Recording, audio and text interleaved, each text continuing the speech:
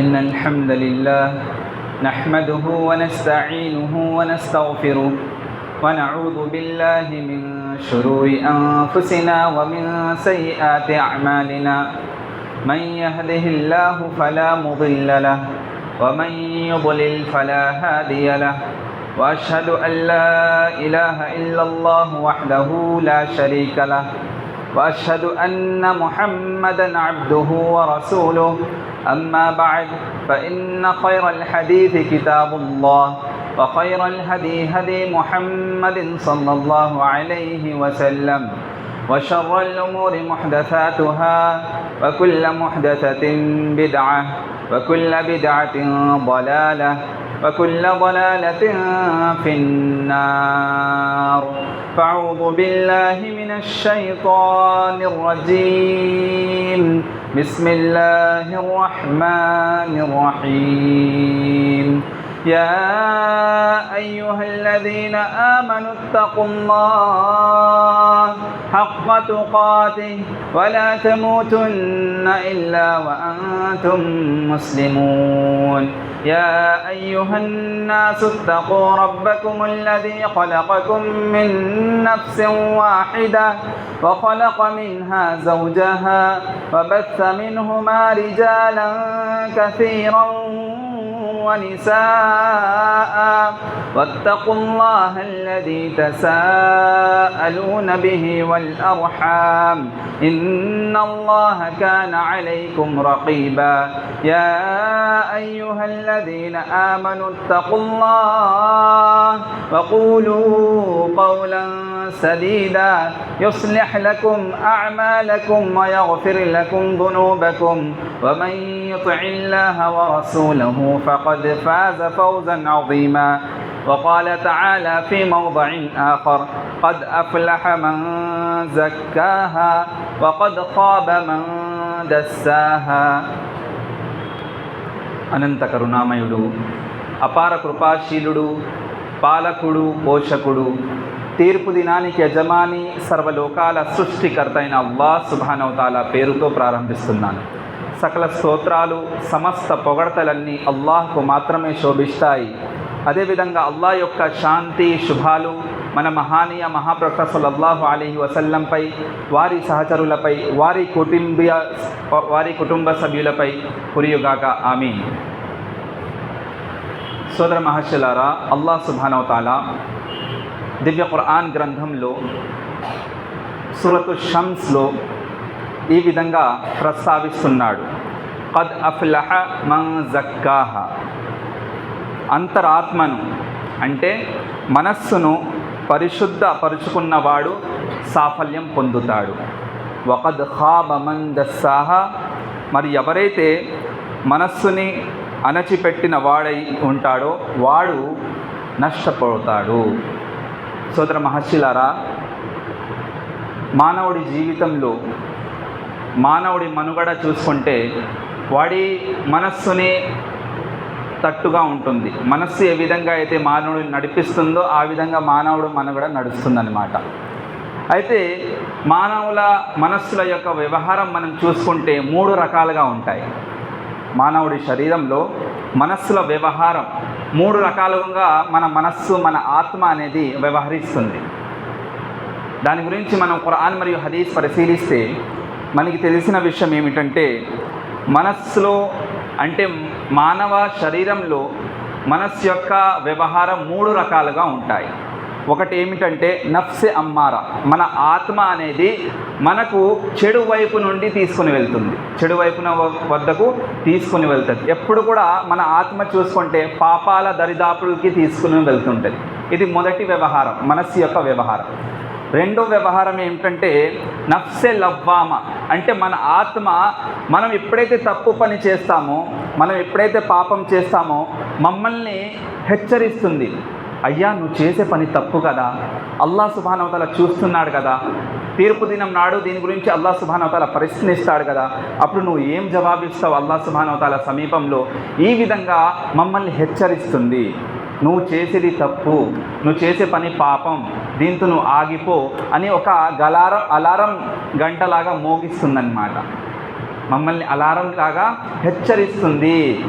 Alarm కోత ఎలాగైతే మోగుతుందో అదేవిధంగా మనస్సు కూడా అలా వ్యవహరిస్తుంది. ఎప్పుడైతే మనం పాప దరిదాపులకి వెళ్తామో, ఎప్పుడైతే చెడు పని చేస్తామో, ఎప్పుడైతే ఖురాన్ మరియు హదీస్ యొక్క పని చేస్తామో, వ్యతిరేకంగా పని చేస్తామో అప్పుడు హెచ్చరిస్తూ ఉంటుంది. మనకి చాలామంది చూసుకుంటాం, చాలాసార్లు మనం చూసుకుంటే మనం ఎప్పుడైతే పాపం చేస్తామో మనస్సులో అసలు సంతృప్తి ఉండదండి, మనశ్శాంతి ఉండదు. మీరు ఎప్పుడైనా గమనించండి, మీ జీవితంలో ఎప్పుడైనా మీరు మహాపాపానికి గురవుతున్నారంటే, మహాపాపం చేస్తున్నారంటే మీ మనస్సులో మనస్ఫూర్తిగా అది చేయరు మీరు. అదేవిధంగా సంతృప్తి ఉండదు, మనశ్శాంతి కలగదు పాపం చేసేటప్పుడు. ఒకసారి గమనించండి, మీరు ఇవాళ నుంచి ఇప్పుడు ప్రసంగం వింటున్నారు కాబట్టి తర్వాత వెళ్ళి చూస్తే మీ యొక్క ఆత్మ వ్యవహరణ, మీ మనస్సు యొక్క వ్యవహరణ ఎలా ఉంటుందో ఒకసారి గమనించండి. పాపం చేసేటప్పుడు మనస్సులో సంతృప్తి, మనశ్శాంతి ఉండదు. మనశ్శాంతి ఎందుకు ఉండదంటే అక్కడ ఏ నఫ్సే లవ్వామా అంటే ఎలాంటి ఆత్మ, ఎలాంటి మనస్సు అంటే చెడు పని చేస్తున్నావని మమ్మల్ని హెచ్చరిస్తూ ఉంటుంది. తర్వాత అదేవిధంగా మూడవ వ్యవహారం అంటే ఆత్మ యొక్క, మనస్సు యొక్క మూడవ వ్యవహారం ఎలా ఉంటుందంటే అది నఫ్సె ముత్మయిన్నా. నఫ్సె ముత్మయిన్నా అంటే ఏంటంటే ఖురాన్ మరియు హదీస్ వెలుగులో ఎవరైతే జీవితం గడుపుతూ ఉంటారో వారు మనశ్శాంతిగా జీవితం గడుపుతారు. మనశ్శాంతిగా ఎలాంటి డౌట్ ఉండదో, ఎలాంటి టెన్షన్స్ ఉండవు, ఎలాంటి ప్రాబ్లమ్స్ ఉండవు, మనస్ఫూర్తిగా ఖురాన్ మరియు హదీస్ వెలుగులో జీవన గడుపుతూ ఉంటాడనమాట. ఇది నఫ్సే ముత్మయిన్న. అంటే మనకి తెలిసిన విషయం ఏమిటంటే మానవుడి శరీరంలో ఏదైతే పరమాత్మ ఉందో, ఆత్మ ఉన్నదో మనస్సులో 3 రకాలుగా వ్యవహరిస్తాయి. ఒకటి నఫ్సె అమ్మారా అంటే ఆ ఆత్మ ఆ మనస్సులో మనకి చెడు వైపుని తీసుకుని వెళ్తుంది. తర్వాత నఫ్సె లవ్వామా, ఎప్పుడైతే మనం చెడు వైపునికి వెళ్తుంటామో, పాపం చేసుకుంటానికి వెళ్తుంటామో, పాపం యొక్క దరిదాపులకి వెళ్తుంటామో మమ్మల్ని హెచ్చరిస్తుంది, అయ్యా నువ్వు చేసేది తప్పు అని. మూడోది ఏంటంటే ఎప్పుడైతే మమ్మల్ని హెచ్చరిస్తుందో మనం ఆగిపోతాం. అవును, అల్లాహ్ సుబ్హానహు వ తఆలా చూస్తున్నాడు కదా, ఎవరు చూసినా చూడకపోయినా అల్లాహ్ సుబ్హానహు వ తఆలా చూస్తున్నాడా కదా అని ఆ భావన మనస్సులో ఎప్పుడైతే కలుగుతుందో దైవ భీతి పడుతుంది. అక్కడ మనం ఆ పాపం నుంచి దూరం అయిపోతాం. అక్కడ మూడవ మనస్సుల యొక్క వ్యవహారం, ఆత్మ యొక్క వ్యవహారం ఏముంటుంటే నఫ్సె ముత్మయిన్నా, అల్లాహ్తో భయపడిపోయి మనం ఎప్పుడైతే ఆ పాపాన్ని, ఆ చెడు పనిని మనం ఆపేస్తామో, చేయకుండా ఆపేస్తామో, ఆగిపోతామో మనస్సుకి శాంతి కలుగుతుంది. ఈ విధంగా మన మనస్సు అంటే మన శరీరంలో ఉన్న ఆత్మ మనస్సు 3 రకాలుగా వ్యవహరిస్తున్నది. ఇలాంటి వారి కోసం ఎవరైతే నఫ్సె ముత్మయిన్నా వ్యవహరిస్తున్నో ఉంటుందో మన మనస్సులో, అలాంటి వారు ఖురాన్ మరియు హదీస్ వెలుగులో జీవితం గడుపుతూ ఉంటారు. ఇలాంటి వారి కోసమే చెప్పబడింది ఖద్ అఫ్లహ మన్ తజక్కా వ ذكر اسم ربه ఫసల్లా. వారి యొక్క మనస్సును పరిశుద్ధంగా చేసుకుంటూ ఉంటారు, ఎప్పుడు కూడా తజ్కియా చేస్తూ ఉంటారు. తజ్కియా అంటే ఏమిటండి? తజ్కియా ముహాసబై నఫ్స్. తజ్కియా అంటే ఏమిటంటే మనము సత్కార్యాలు చేసుకుంటూ ఖురాన్ మరియు హదీస్ వెలుగులో జీవితం గడుపుతూ నైతికత యొక్క రుగ్మతలు ఏదైతే ఉన్నాయో దాంతో దూరంగా ఉండడం, పాపాల యొక్క దరిదాపుల నుండి దూరంగా ఉంటూ మనశ్శాంతిగా జీవితం గడపడం, దీన్నే తజ్కియా అంటారు. మనస్సు యొక్క శుద్ధత, పరిశుద్ధత అంటారన్నమాట. తజ్కియా నఫ్స్ అంటారు. అంటే ఆత్మ యొక్క పరిశుద్ధత. ఆత్మ యొక్క పరిశుద్ధత అంటే ఏమిటంటే మనం పాపాల నుండి దూరంగా ఉంటూ ఖురాన్ మరియు హదీస్ వెలుగులో సత్కార్యాలు చేస్తూ జీవితం గడపడం, దీన్ని తజ్కియా అంటారు. మనస్సు ఆత్మ యొక్క పరిశుద్ధత అంటారన్నమాట. సోదర మహర్షులారా, అయితే ఎవరైతే ఈ విధంగా జీవితం గడుపుతారో అలాంటి వారి కోసం ఏమున్నాయి లాభాలు మనం చూసుకుంటే, అల్లాహ్ సుబ్హానహు వ తఆలా ఎవరైతే అల్లాహ్ సుబ్హానహు వ తఆలాతో భయపడిపోయి అదేవిధంగా మనోవాఛకు లోనవ్వకుండా ఖురాన్ మరియు హదీస్ వెలుగులో దైవ భీతితో జీవితం గడుపుతారో అలాంటి వారికి మనశ్శాంతి లభిస్తుంది. తర్వాత అల్లాహ్ సుబ్హానహు వ తఆలా యొక్క ప్రసన్నత లభిస్తుంది. అల్లాహ్ సుబ్హానహు వ తఆలా మెచ్చుకుంటాడు, అల్లాహ్ సుబ్హానహు వ తఆలా ఇష్టపడతాడు. అల్లాహ్ సుబ్హానహు వ తఆలా అంటున్నారు, ఫీహి రిజాలిన్ యుహిబ్బూన అన్ యతతహరు అల్లాహు యుహిబ్బుల్ ముతతహిరీన్. అంటే సమాజంలో కొంతమంది ఉన్నారు, ఆ ప్రజలు ఏంటంటే ఎల్లప్పుడూ కూడా వారు మనస్సుని పరిశుద్ధంగా చేస్తూ ఉంటారు. దేంతో పరిశుద్ధంగా చేయాలి? మన మనస్సుని, మన ఆత్మని దేంతో పరిశుభ్రంగా చేయాలి? దేంతో పరిశుద్ధంగా చేయాలంటే మన ఆత్మను షిర్క్ నుండి, బిదాత్ నుండి, అంటే ఎలాంటి కార్యాలంటే ఖురాన్ మరియు హదీస్కి ఆధారంగా లేని కార్యాల నుండి మన మనస్సుని, మన ఆత్మని దూరంగా ఉంచుతాం. అదేవిధంగా పాపాల యొక్క దరిదాపుల నుండి మనం దూరంగా ఉంచుతాం.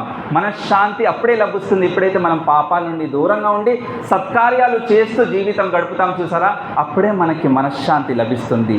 అయితే ఎవరికైతే మనశ్శాంతి లభిస్తుందో అలాంటి వారి జీవితం చూసుకుంటే శుభాలు కలుగుతాయి. అల్లాహ్ సుబ్హానహు వ తఆలా అనేక రకాలుగా శుభాలు ప్రసాదిస్తుంటాడు జీవితంలో. అంటే వారి సంపదలో, ఆలుబిడ్డలో, ఇంట్లో, షాప్లో, బిజినెస్లో, ప్రతి చోట వారికి శుభాలే కలుగుతూ ఉంటాయి. ఎందుకంటే మనశ్శాంతి ఉండు. చూడండి, మీరు కోట్లాది రూపాయలు సంపాదిస్తున్నారు, కానీ మనశ్శాంతి లేకపోతే వ్యర్థం. అంతే కదండి. మనం ఇప్పుడు లక్షలాది రూపాయలు ఒక నెల, అంటే యాన్యువల్లీగా పెర్ యానం చూసుకుంటే, లేకపోతే మంత్లీ మనం లక్షలాది రూపాయలు ఖర్చు పెడుతున్నాం, సంపాదిస్తున్నాం, కానీ టెన్షన్లో ఉన్నాం, ప్రాబ్లంలో చిక్కుకొని ఉన్నాం. అనేక రకాలుగా మనం చూసుకుంటే టెన్షన్స్ ఉన్నాయి. వ్యాధిగ్రస్తులుగా జీవితం గడుపుతున్నాం. మనశ్శాంతి లేదు, సంతృప్తి లేదు, మనస్ఫూర్తిగా ఏ సత్కార్యం కూడా చేయటం లేదు. కారణం ఏమిటంటే ఈ నఫ్సే ముత్మైన్నా సరిగ్గా మనం దాని విధంగా మన జీవితం లేదు. నఫ్సే ముత్మైన్నా అంటే మన మనస్సుకి మనశ్శాంతి కలగటం లేదు. ఈ స్థైర్యంగా ఖురాన్ మరియు హదీస్ వెలుగులో మనం మన మనుగడను జీవితం గడపటం లేదు. కాబట్టి సోదర మహర్షులారా, అల్లాహ్ సుబ్హానహు వ తఆలా మమ్మల్ని మెచ్చుకోవాలంటే, మనం చేసే పనులను అల్లాహ్ సుబ్హానహు వ తఆలా ఇష్టపడాలంటే మనం ఏం చేయాలి? ఎల్లప్పుడూ కూడా మన ఆత్మను పరిశుద్ధంగా ఉంచాలి. మన ఆత్మను పరిశుద్ధంగా ఉంచాలంటే షిర్క్ నుండి, బిదాత్ నుండి, అదేవిధంగా ఎన్నైతే నైతికత రుగ్మతలు ఉన్నాయో దాంతో దూరంగా ఉంచాలి. నైతికత రుగ్మతలు అంటే ఏంటి అంటే ఒకరి గురించి మనస్సులో కక్ష పెట్టుకోవటం, ద్వేషాన్ని పెంచుకోవటం, శత్రుత్వాన్ని పెంచుకోవటం, ఈ విధంగా లేకపోతే అసూయ, ఇలాంటివి మన మనస్సులో ఉన్న రుగ్మతలు. దీంతో మన మనస్సుని పరిశుద్ధంగా ఉంచాలి. అప్పుడే మన శాంతి లభిస్తుంది.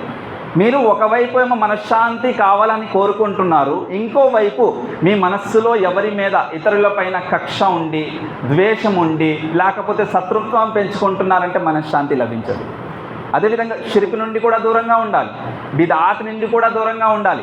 ఏం పని చేసినా దేవుని ఏకత్వం ఆధారంగా ఖురాన్ మరియు హదీస్ వెలుగులో జీవితం గడపాలి. అదేవిధంగా మన మనస్సులో ఉన్న నైతికత రుగ్మతలను దూరంగా ఉంచుతూ ఆ సత్కార్యాలు చేస్తూ జీవితం గడపాలి.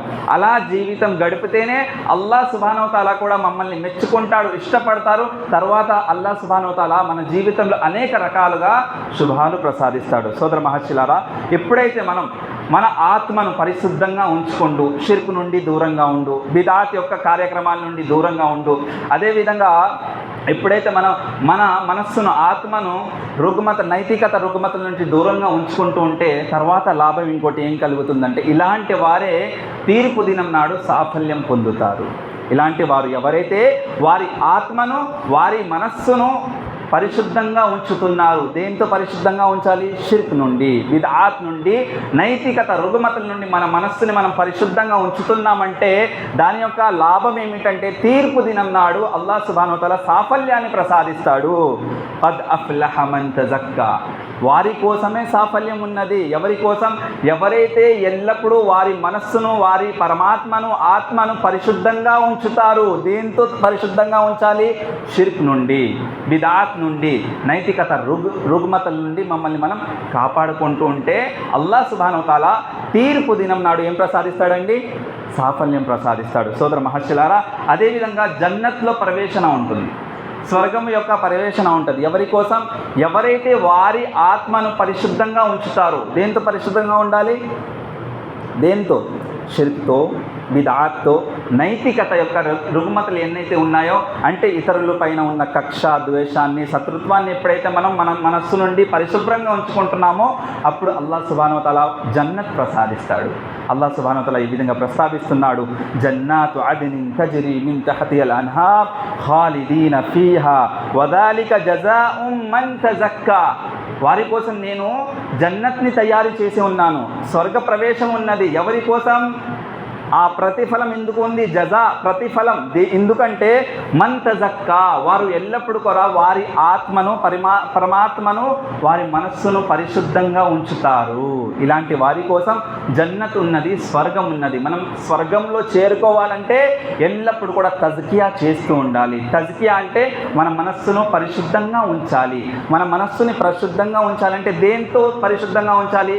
షిర్క్ నుండి, బిద్ఆత్ నుండి, నైతికత రుగ్మతల నుండి మమ్మల్ని మనం రక్షించుకోవాలి. అప్పుడు మనకి మనశ్శాంతి లభిస్తుంది.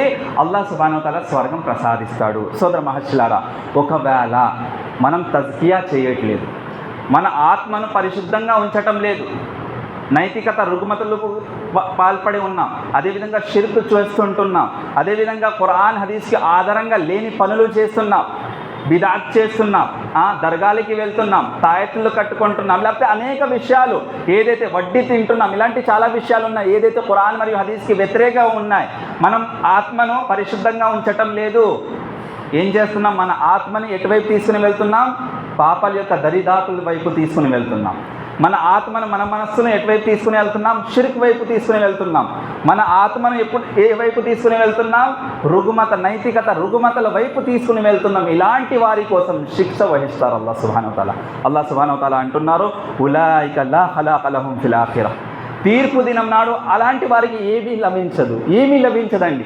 అంటే స్వర్గం లభించదు, ఎలాంటి ప్రతిఫలం లభించదు. ఒకవేళ మీ ఆత్మను మీరు పరిశుద్ధంగా ఉంచటం లేదంటే, పరిశుభ్రంగా ఉంచటం లేదంటే, తజ్కియా చేయటం లేదంటే తీర్పు దినం నాడు ఎలాంటి లాభం కలగదు. అంతేకాదండి, వలా యుకల్లిముహుముల్లాహ్, అల్లాహ్ సుబ్హానహు వ తఆలా చూసి కూడా మాట్లాడరు.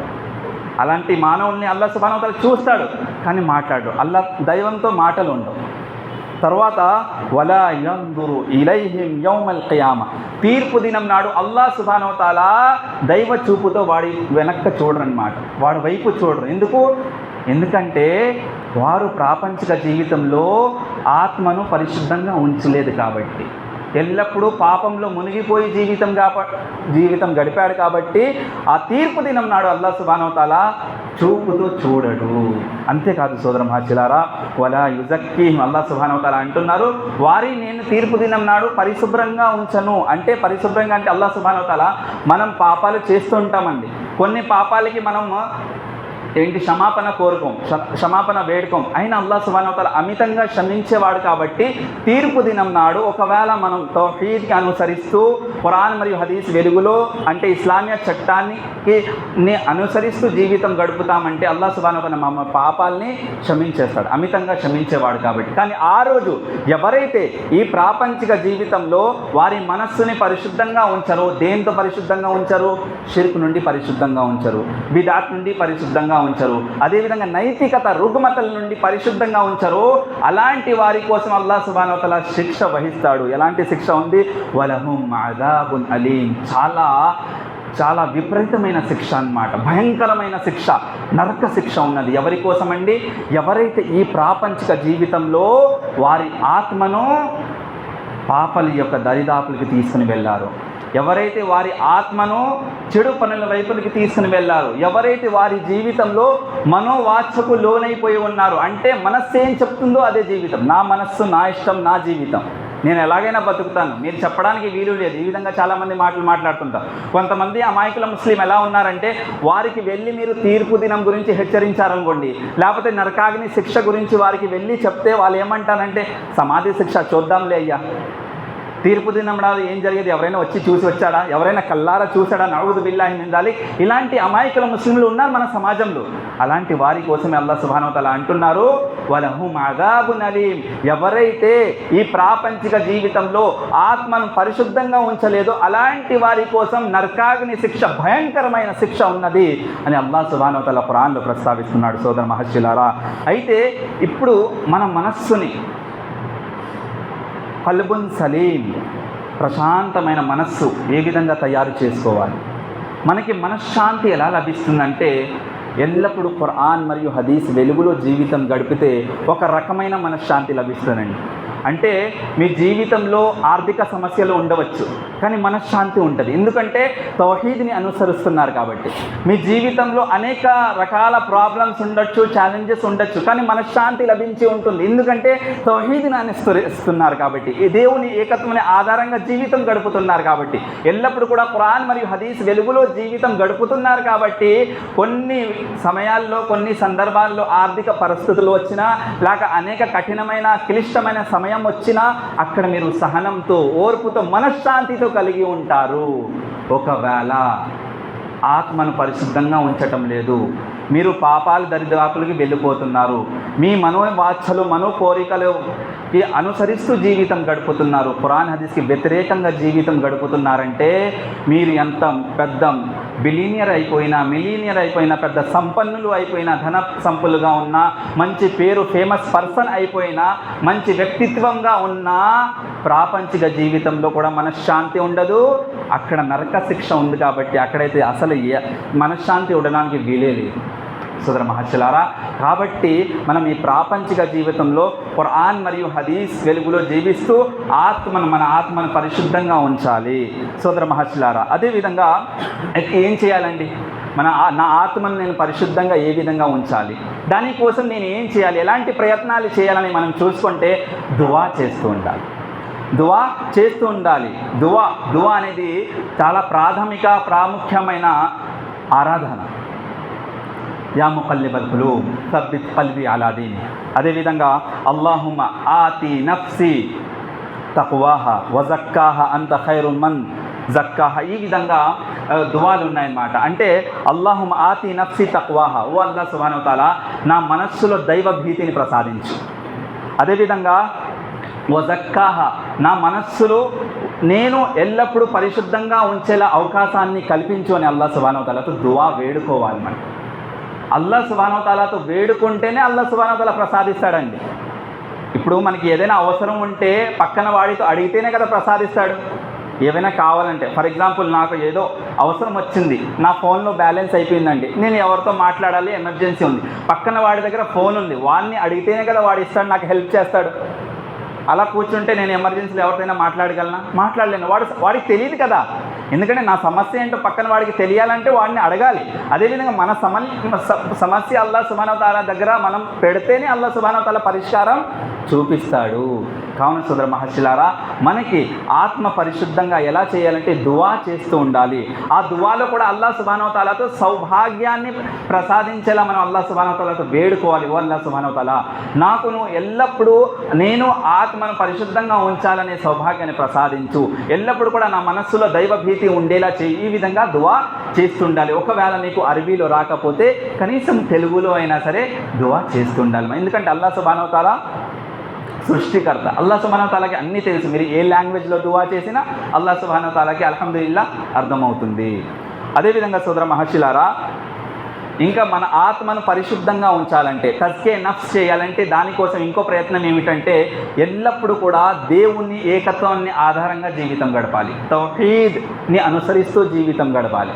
అంటే అల్లాహ్ తప్ప మరో నిజ ఆరాధ్యుడు ఎవరూ లేరు అని నమ్మకంతో, దృఢ విశ్వాసంతో, ఈమాన్తో జీవితం గడపాలి. ఇలా జీవితం గడిపితే అప్పుడే మన నఫ్స్ ముత్మయిన్న, అంటే మన మనకు మనశ్శాంతి లభిస్తుంది. ఒకవేళ మన జీవితంలో షిర్క్ ఉందనుకోండి, బహుదైవారాధన చేస్తూ జీవితం గడుపుతున్నామంటే ధన సంపన్నులు అయ్యి కూడా మీకు మనశ్శాంతి లభించదు. చాలామంది మన సమాజంలో మనం చూస్తుంటాం, పెద్ద పెద్ద ధన సంపన్నులుగా ఉంటారు, వారికి మహోన్నతమైన వ్యక్తిగత మంచి పర్సనాలిటీగా ఉంటారు, కానీ వారికి మనశ్శాంతి ఉండదు. ఎల్లప్పుడూ టెన్షన్లోనే బతుకుతూ ఉంటారు. కారణం ఏమిటంటే తౌహీద్ని అనుసరించటం లేదు. బహుదైవారాధనకు గురైపోయి ఉన్నారు. ఎల్లప్పుడూ ఏదైనా సమస్య వస్తే డైరెక్ట్గా తాయెత్తులు కట్టుకుంటున్నారు, ఏదైనా సమస్య వస్తే దర్గాలకి పోతున్నారు, ఏదైనా సమస్య వస్తే బాబాల దగ్గరికి వెళ్ళిపోతున్నారు, అక్కడ వెళ్ళి వేడుకుంటున్నారు. అల్లాహ్ సుబ్హానహు వ తఆలా అంటున్నారు, మీకు ఏదైనా సమస్య ఉంటే డైరెక్ట్గా నన్ను అడగండి అంటే మనం డైరెక్ట్గా అడగట్లేదు. మధ్యలో ఒక సమాధిని పెట్టుకుంటున్నాం, ఆ సమాధి దగ్గర వెళ్ళి సాష్టాంగం చెప్పి సజ్దా చేసి అక్కడ వలీ గారితో మధ్యలో మీడియేటర్ కింద వలీ గారిని పెడుతున్నాం. ఎందుకంటే ఆయన ఔలియా అల్లాహ్, ఆయన అల్లాహ్ సుబ్హానహు వ తఆలాతో చాలా దగ్గరగా ఉంటాడు కాబట్టి మనం ఈయనకి చెప్తే ఈయనేమో మీడియేటర్ కింద ఉండి అక్కడ తీసుకుని వెళ్తాడు. అల్లాహ్ సుబ్హానహు వ తఆలా అంటున్నాడు, మీరు నాకు డైరెక్ట్గా అడగండి అంటున్నారు. ఫద్కురూని అద్కురుకుమ్, అల్లాహ్ సుబ్హానహు వ తఆలా ఏమంటున్నారంటే, మీరు నాకు జ్ఞాపకంలో ఉంచుకోండి, నేను మిమ్మల్ని జ్ఞాపకంలో ఉంచుకుంటాను, మీరు దుఆ ఉండండి, నేను వెంటనే దానికి పరిష్కారం చూపిస్తాను అని అంటున్నాడు. మనం అల్లాహ్ని మర్చిపోయి దైవ దాసుల దగ్గర వెళ్తున్నాం, సమాధుల దగ్గర వెళ్తున్నాం, దర్గాల దగ్గర వెళ్తున్నాం. ఇవన్నీ ఏంటి? షిర్క్. మన జీవితంలో ఇలాంటి పనులు ఉంటే మనం ధన సంపన్నులుగా అయ్యి కూడా మనశ్శాంతి ఎట్టి పరిస్థితిలో లభించదు. సోదర మహర్షులారా, మనకి మనశ్శాంతి లభించాలంటే తౌహీద్ని అనుసరిస్తూ జీవితం గడపాలి. అదేవిధంగా ఈ తాయెత్తులు కట్టుకోవడం కూడా షిర్కే. నేను మాటికి ఇవన్నీ ఎందుకు చెప్తున్నానంటే మీరు జాగ్రత్తగా ఉండాలని. ప్రతి ప్రసంగాల్లో ఇవన్నీ చెప్తున్నాను, చర్చిస్తున్నాను ఈ మాటలు. ఎందుకంటే ఎవరైనా మీ సమాజంలో ఇలాంటి పనులు చేస్తున్నారంటే వాళ్ళని వెళ్ళి ఆపండి. మన పని ఏంటంటే కేవలం ప్రసంగం వినడం కాదు, దాన్ని అనుసరిస్తూ ప్రసంగంలో ఏదైతే విన్నామో అనుసరించాలి, తర్వాత ఇతరులు కూడా బోధపరచాలి, హిత బోధన చేయాలి. ఇది అసలు మన టార్గెట్. మనం కూడా దాన్ని అనుసరించాలి. అనుసరించిన తర్వాత ఇతరులకు వెళ్ళి బోధించాలి, హితబోధన చేయాలి. అయ్యా నువ్వు చేసేది తప్పు, అయ్యా నువ్వు తాయెత్తులు కట్టుకుంటున్నావు, ఇలా కట్టుకోండి, షిర్క్ అయిపోతుంది. అల్లాహ్ సుబ్హానహు వ తఆలా అన్నీ క్షమిస్తాడు, కానీ షిర్క్ని మాత్రం ఎట్టి పరిస్థితుల్లో క్షమించాడు. ఇది మహాపాపం, ఘోరమైన పాపం అని అల్లాహ్ సుబ్హానహు వ తఆలా అని మనం దైవదాసులకు తెలియపరచాలి. సోదర మహర్షులారా, అల్లాహ్ సుబ్హానహు వ తఆలా అంటున్నారు, ఇన్నహు మన్ యుష్రిక్ బిల్లాహి ఫఖద్ హర్రమల్లాహు అలైహిల్ జన్న. ఎవరైతే బహుదైవాలకు గురయ్యి జీవితం గడుపుతున్నారో, షిర్క్ చేస్తూ జీవితం గడుపుతున్నారో, అలాంటి వారిపైన జన్నత్ని హరాం చేసేసాను. ఎట్టి పరిస్థితుల్లో కూడా జన్నత్లో వెళ్ళరు వాళ్ళు. ఎవరు? షిర్క్ చేసి బతికేవాళ్ళు. దర్గాకి వెళ్ళేవారు ఎట్టి పరిస్థితుల్లో జన్నత్కి వెళ్ళడానికి వీలే లేదు, నో ఛాన్స్. హర్రమల్లాహు అలైహిల్ జన్న. అల్లాహ్ సుబ్హానహు వ తఆలా షిర్క్ చేసే వారిపైన జహన్నమ్ని హరాం చేసేసాడు. షిర్క్ చేస్తున్నాం, దర్గాలకి వెళ్తున్నాం, ఏదైనా సమస్య, బిజినెస్ నడవటం లేదండి, బిజినెస్ లాస్ వస్తుందంటే ఎందుకు లాస్ వస్తుందని బిజినెస్ స్ట్రాటజీ తెలియాలి తప్ప దర్గాకి వెళ్ళకూడదు. దాంట్లో ఎక్కడ లోపం ఉంది, బిజినెస్ ఎందుకు లాస్ అవుతుంది, లేకపోతే వేరే బిజినెస్ మార్చేద్దాం, ఈ విధంగా ఆలోచించాలి. కానీ బిజినెస్లో లాభం లేదని దర్గాలకి వెళ్ళడం మాత్రం షిర్క్ అవుతుంది. సోదర మహర్షులారా, అదేవిధంగా జబ్బు వచ్చింది, వ్యాధి వచ్చింది, దీంట్లో ఎవరి ఆజ్ఞ వల్ల వచ్చింది? ఎవరి యొక్క సామర్థ్యం ఉన్నది? ఇందులో అల్లాహ్ సుబ్హానహు వ తఆలా యొక్క సామర్థ్యం ఉంది. అంతేగాని ఎవరి నుండి కూడా తాకదు. అదేవిధంగా మనకి ఎవరో చెప్పినట్టు, ఎవరో ఇష్టం చేసినట్టు చేతబడి చేసింటే రాదు. ఎలా వస్తుందంటే అల్లాహ్ యొక్క ఆజ్ఞ ఉంటేనే వస్తుంది. అల్లాహ్ యొక్క సామర్థ్యంలోనే అన్నీ ఉన్నాయి. ఈ భూప్రపంచంలో కాదు, సమస్త లోకంలో ఏం జరుగుతున్నా అంతా అల్లాహ్ సుబ్హానహు వ తఆలా యొక్క సామర్థ్యంలోనే ఉన్నది. అల్లాహ్ సుబ్హానహు వ తఆలా యొక్క ఆజ్ఞ వలనే జరుగుతుంది. కాబట్టి మనకి ఎలాంటి సమస్య వచ్చినా, ఎలాంటి క్లిష్టమైన సమయంలో ఉన్నా, ఎలాంటి నష్టం జరిగినా, ఎలాంటి కష్టాల్లో మనం చిక్కుకుని ఉన్నా సహాయం ఎవరిని అడగాలండి? అల్లాహ్ సుబ్హానహు వ తఆలాని అడగాలి. అప్పుడే మనకి మనశ్శాంతి లభిస్తుంది. ఇది అసలైన ఆత్మ పరిశుద్ధత. సోదర మహర్షులారా, అదేవిధంగా ఇవన్నీ మాటలు ఎందుకు చెప్తున్నానంటే, రాబోయే చివరి దశకం రంజాన్ మాసం. ఆ చివరి దశకం ఏమిటండి? ఇందులో 5 రోజుల తాఫరాత్ వస్తుంది, అవునా? జాగారం రోజు. ఈ జాగారం రోజు చివరి దశకంలో ఏం చేయాలి? అసలు ఒక ముఖ్యమైన ఆరాధన ఏముంది? ఏతికాఫ్ ఉంది. ఏతికాఫ్ ఉంది కదా. ఈ ఏతికాఫ్లోనే అసలు మనకి మన మనస్సుని మనం పరిశుద్ధంగా చేసే అవకాశం, మంచి అవకాశం. ఎందుకంటే ఏతికాఫ్లో మనిషి అనేవాడు ఏకాంతంలో, ఎవరు చూడలేని ప్రదేశంలో ఉంటాడు. ఎవరు చూడడు కూడా. మనం ఏం చూస్తున్నాం పట్టించుకో. కేవలం మన కనెక్షన్ అల్లాహ్తో ఉంటుంది. మన కనెక్షన్ ఏతికాఫ్లో ఉన్నామంటే మన కనెక్షన్ ఎవరితో ఉంటుంది? డైరెక్ట్ అల్లాహ్ సుబ్హానహు వ తఆలాతో ఉంటుంది. అందుకే ఏతికాఫ్లో ఉన్నప్పుడు ప్రాపంచిక విషయాలను మానేయాలి. కొన్ని రోజులు, 10 రోజుల కోసం, లేకపోతే మీకు స్తోమత ఉన్నంత వరకు, ఎంతైతే అవైలబిలిటీ ఉందో, మీ ఈజీ ఏ విధంగా ఉందో దానికి అనుసారంగా మీరు జీవితం గడుపుతున్నారంటే ఒక 2 రోజులు కానీ 3 రోజులు కానీ. ఉత్తమం ఏమిటంటే 10 రోజులు కూడా ఎతికాఫ్ ఉండాలి. ఎందుకంటే ఘనమైన రాత్రి యొక్క ఘనత కలగాలంటే ఆ రాత్రి మనకి లభించాలి కదా. ఆ రాత్రి లభించాలంటే ఎవరైతే దైవ ప్రసన్నత కోసం ఖురాన్ మరియు హదీస్ వెలుగులో ఏ విధంగా అయితే మహాప్రభు సల్లల్లాహు అలైహి వసల్లం పద్ధతి నేర్పించారో ఆ పద్ధతిలో ఎవరైతే ఏతికాఫ్ ఉంటారో అల్లాహ్ సుబ్హానహు వ తఆలా గ్యారంటీగా వారికి ఆ ఘనత గల రాత్రిని ప్రసాదిస్తాడు. కావున ఉత్తమం ఏంటంటే 10 రోజులు కూడా ఏతికాఫ్ ఉండాలి. ఒకవేళ ఏవైనా సమస్యలు ఉంటే 1 రోజు 2 రోజులు కూడా ఉండవచ్చు. అయితే అందులో గ్యారంటీ లేదు మనకి ఆ రాత్రి లభించిందా లేదా అని. కానీ మన మనస్ఫూర్తి, అదేవిధంగా చిత్తశుద్ధి, మన ఇఖ్లాస్ వలన దైవ ప్రసన్నత కోసం మనం 1 రోజు కూడా చేస్తున్నామంటే ఏతికాఫ్, దాన్ని కూడా అల్లాహ్ సుబ్హానహు వ తఆలా ప్రతిఫలాలు ప్రసాదిస్తాడు. ఈ ఏతికాఫ్ మనకి మన మనస్సుని, మన ఆత్మను పరిశుద్ధంగా చేసే మంచి అవకాశం కల్పిస్తుంది. కాబట్టి మన మనస్సును, మన ఆత్మను, ఇందులో మన మనస్సులో ఉన్న నైతికత, రుగ్మతలు ఎన్నైతే ఉన్నాయో, ఇతరులపైన ఉన్న కక్ష, ఇతరులపైన ఉన్న శత్రుత్వం, ఇతరులపైన ఉన్న ద్వేషం, అదేవిధంగా అసూయ, ఇలాంటి ప్రతి రుగ్మతల్ని మనం ఏం చేయాలి?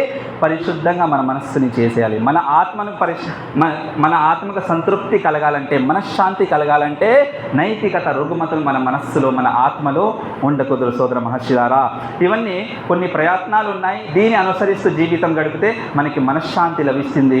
చివరిలో అల్లాహ్తో దుఆ ఏమనగా, అల్లాహ్ సుబ్హానహు వ తఆలా మనందరినీ మనోవాచాల నుండి, నైతికత రుగ్మతల నుండి, పాపాల నుండి మా ఆత్మలను మమ్మల్ని రక్షించుకునే సౌభాగ్యాన్ని కల్పించుగాక. ఆమీన్. హామిద ముసల్లి అమ్మా బాయ్ మహతరం.